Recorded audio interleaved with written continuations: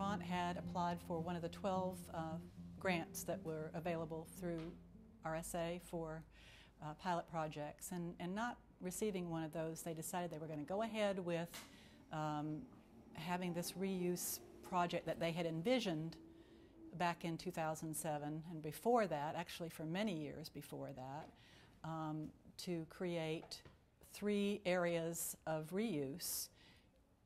Community exchange, helping folks have more access to community equipment and that was available, possibly lightly used, and a school exchange, having schools get into their closets and look at things that they might be able to exchange with others. And then the Medicaid equipment, one of the most important things was the Medicaid equipment that folks had known would be available after, unfortunately, for whatever reason, 1 month, 2 months, very lightly used pieces of equipment that sometimes ended up out in the, we don't know about the yard sales, but we know that they were on the side of the road at some time. So, developing a Medicaid way of retrieving some of the higher-end Medicaid equipment, getting it back out to people who needed it right away. So, end of 2007, I was hired to do that.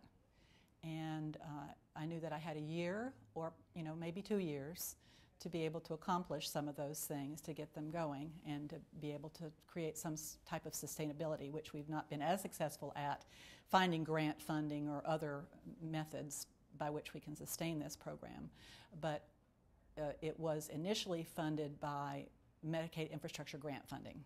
So that's where the money came from via Voc Rehab and Medicaid infrastructure grant funding, MIG funding. And we just had Sarah Sack, who's part of our Pass It On Center task force, come to Vermont to meet with our Medicaid folks to see if we could move it a little bit more forward than we have at present. But what we have at present is pretty phenomenal. We're really the second in the country to have Medicaid agree to, and vendors, durable medical equipment vendors, are now labeling 8 categories of high-end Medicaid equipment. People are using that phone number on the equipment to call when they no longer need it for whatever reason. They're also beneficiaries are signing something to say that they understand those pieces of equipment need to be returned to Vermont Medicaid if they're no longer needed.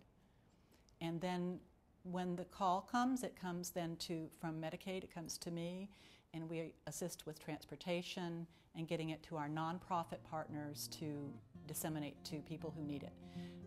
Difficulty with that a little bit is, one of the barriers or problems that we're wanting to work on is to assure that that equipment is sanitized and safe for people to use.